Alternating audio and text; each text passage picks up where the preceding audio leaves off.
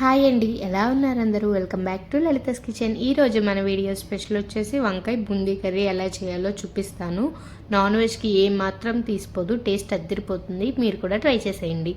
ముందుగా ఒక కడాయి తీసుకుని అందులో ఆయిల్ వేసి ఆయిల్ బాగా హీట్ అయిన తర్వాత ఒక హాఫ్ స్పూన్ వరకు జీలకర్ర వేసి అది వేగిన తర్వాత 2 మీడియం సైజు ఉల్లిపాయలను ఇలా చిన్న ముక్కలుగా కట్ చేసి వేసుకుని 3 నుంచి 4 వరకు పచ్చిమిర్చి చీలుకుని వేసుకోండి.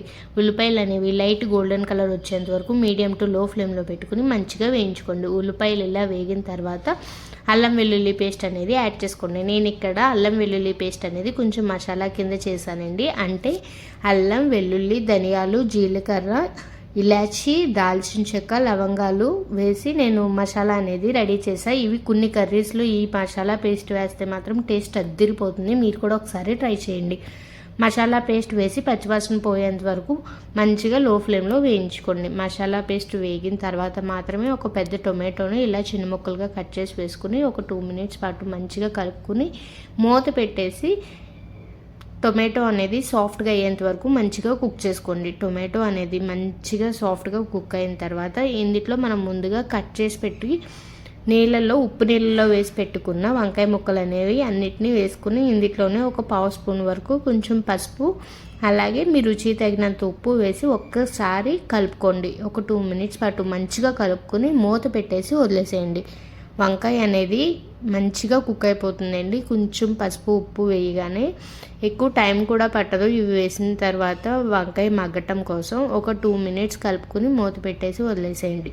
ఒక 10 మినిట్స్ తర్వాత ఓపెన్ చేసి చూస్తే మన వంకాయ అనేది చూసారా ఎంత సాఫ్ట్గా కుక్ అయిపోయిందో. ఇందులో 1 స్పూన్ వరకు కారం అలాగే హాఫ్ స్పూన్ వరకు ధనియాల పొడి యాడ్ చేసుకుని ఒక్కసారి కలుపుకొని మూత పెట్టేసి మరో 2 మినిట్స్ పాటు మగ్గించుకోండి.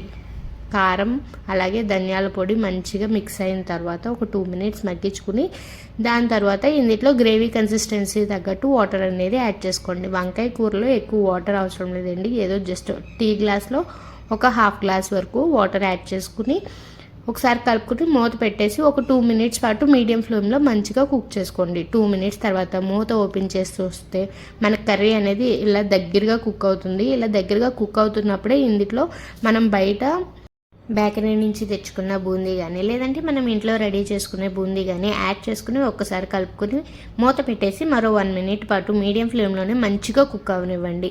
1 మినిట్ తర్వాత మన కర్రీ అనేది పూర్తిగా ఇలా దగ్గరగా కుక్ అయిపోయిన తర్వాత లాస్ట్లో కొత్తిమీరతో గార్నిష్ చేసుకుంటే మన వంకాయ బూందీ కర్రీ అనేది రెడీ అయిపోతుంది. చాలా సింపుల్ అండ్ టేస్టీగా అయిపోతుంది. మీరు కూడా ఒకసారి ట్రై చేసి ఎలా వచ్చిందో కామెంట్స్లో చెప్పేసేయండి. అంతే ఈ వీడియో. Bye. Thank you for watching. Please do like share and subscribe to my channel.